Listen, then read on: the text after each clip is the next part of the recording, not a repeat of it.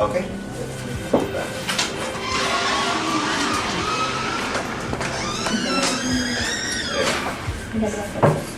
Para sa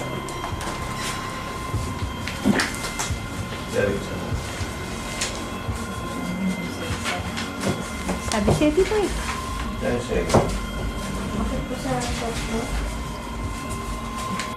Game, camera action. Good morning, Karen Davila. Magandang hapon po. Tapos na po ang check-up, ang consultation, at thanks God, positive po lahat. Wala po silang mga sakit. Minor lang po siya. Si Tito, okay, minor naman siya. Ayan, nakangiti na siya. O, tignan mo, ngiti-ngiti na siya. At si Ate Nikki, may konting problema pero magagamot na. Yun ang pagkakaya. Diba? Kaya siya. Hindi pa huli ang lahat. Ay! Yeah. Praise God. Opo. Hello.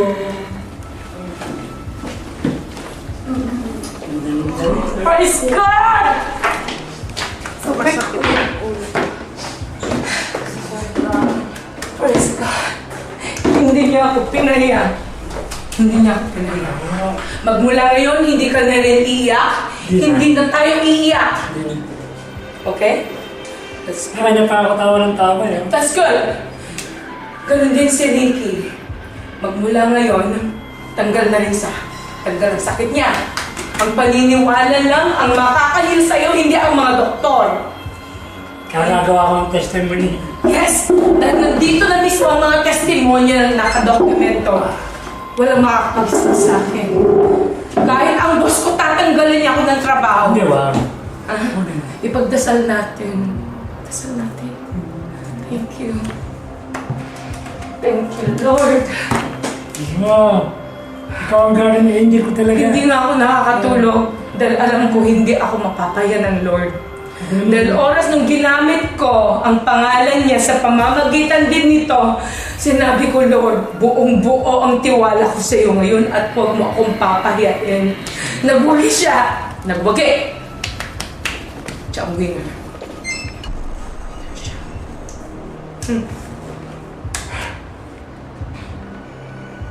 Matutuwa si Stanley. Ay, lalo na ako, hindi na ako makapagsalita. Di ba? Sabi ko sa'yo eh. Ay, alam ko. Ang nagpapasakit sa'yo, yung sorrow mo dahil alam mo naging lonely ka. Inisip mo na iniwan ka ng mga anak mo, iniwan kita.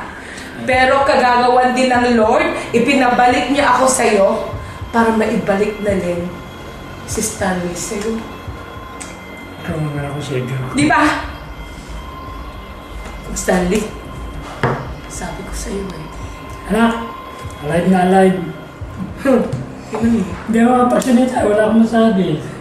It's good enough. Kung ano nakikita nila kayo ng buong mundo, nakikita nila, nanonood, that's good enough. Wala na tayo pwedeng i-prove.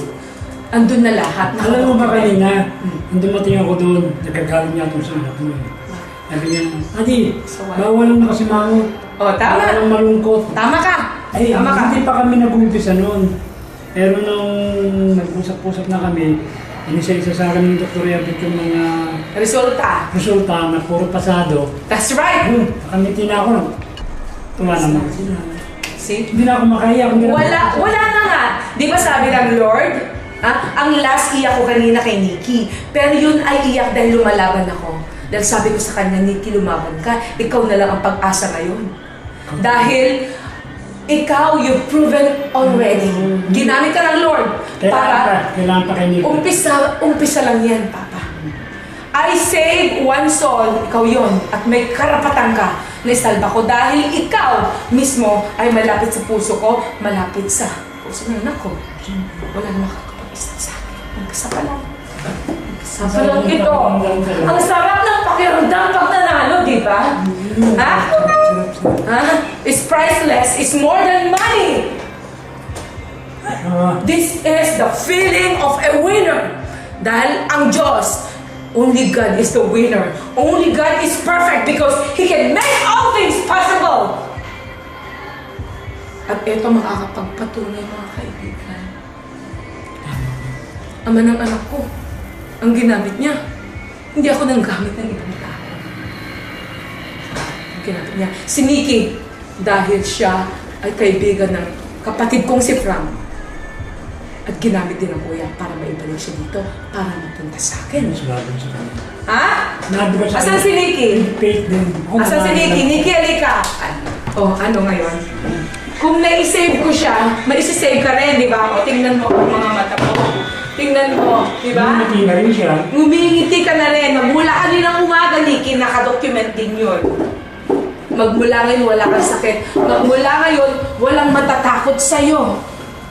Walang matatakot.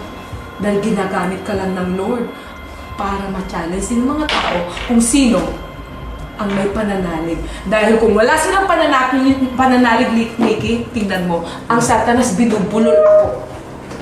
Oras na ginagamit ko yung mga mahahalagang word, binubulol niya ako. Dahil ayaw niya voice out ko kung anong tama. Diba? Praise the Lord? Nikki, wala ka ng sakit.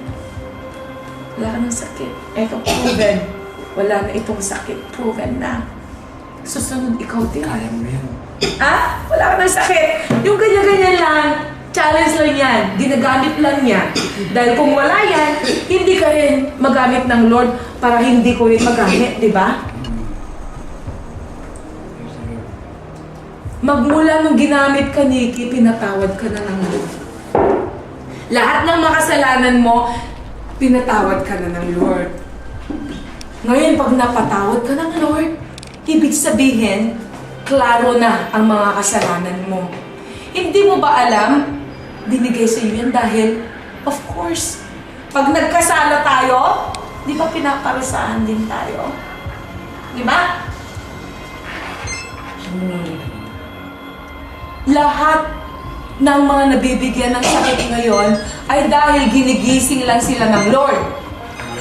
At kung lahat ng mga taong yon na may sakit ay mahihil ko, ibig sabihin, napatawad na sila. Okay, Nikki? 100% lang ibigay mo, paniniwala mo yun. Okay? Pagmula ngayon, matatanggal yan. Dahil maghahanap na naman siya ng susunod. Tinanggal to. Ikaw ang sumunod. Sino ang third? Ang kuya ko. Fourth, ang yaya ko. Sinong susunod? Baka si Joel. Naninigarilyo ka, Joel? Ha? Umiinom kayo? Naninigarilyo ka? Hindi mo alam, baka mamaya kayo ang tatablan din ng challenge ng Lord. Kayo mag-iingat na kayo ngayon hanggat hindi pa huli ang lahat. Parang pinapahin ng doktor. Diba, Joel? Anak? Ha? Nakikinig ka ba? Ang Lord ang nagsasalita, hindi si Mystica. Ha? Oras na may lumabas sa bibig ko, ibig sabihin ng gagaling yun sa Kanya. Diba? Kung nagbabakal man ako minsan dahil kagagawa ng Satanas yun, katulad nung gusto kong puntahan ito. Ha? Gusto niya akong bigyan ng sakit dito, ng tonsil o whatever, binabara niya ito. Pero hindi ako sumuko. Naging successful, kinuha kita. Dahil nilabanan ko. Hindi pwede si Satanas ang mag-i-stop sa akin. Kahit mamaya't maya, wala na akong boses. Bibigyan ako ng Lord. Dahil sa pamamagitan ng boses ko, doon malalaman ng tao ang totoo. Ha?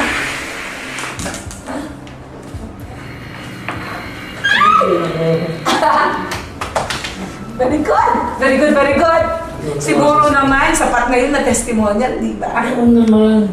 Sapat na yun, di ba? So ngayon, Nikki, ikaw ang magte-testimonial naman ngayon o nasa loob mo. Sabihin mo lahat. Sabihin mo ngayon na may pag-asa ka pa. Sabihin mo, may pag-asa ka pa. Sabihin mo dun. Sabihin mo sa lahat ng mga may sakit, sa lahat ng mga naninigarilyo at sa lahat ng mga nang-aabuso sa kanilang kalusugan. Sige, sabihin mo. It's your turn.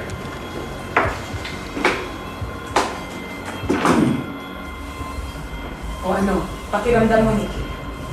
Speechless. Sabihin mo. Ano pakiramdam mo kayo? Okay naman. Sabihin mo na May lahat. pag-asa pa kayo, ako may pag-asa pa. Sa lahat ng ganyan, tigil nyo na yan. Ito umiin. Nabuhayin ako ng dugo. Yun lang.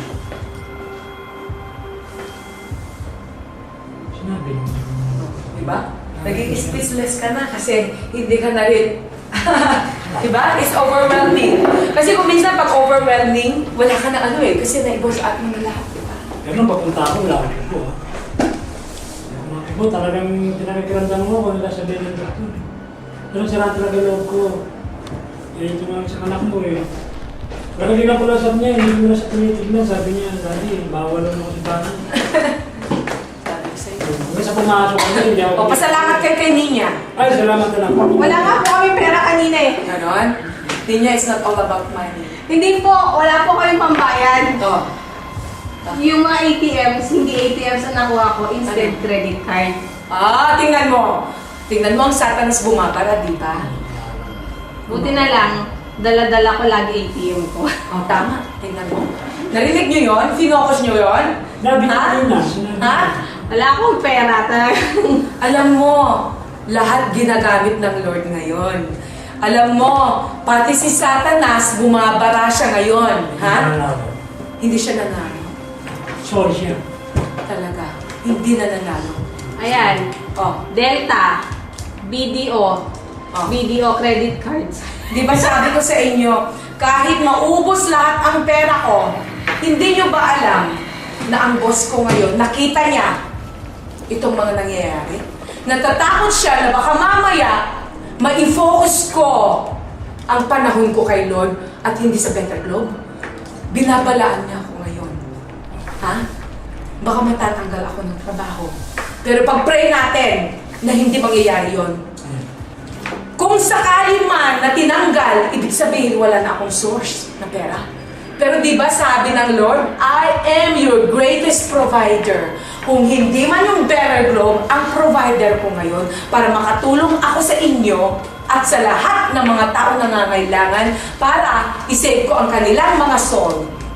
Gagawa siya ng ibang paraan. At sino tutulong sa akin?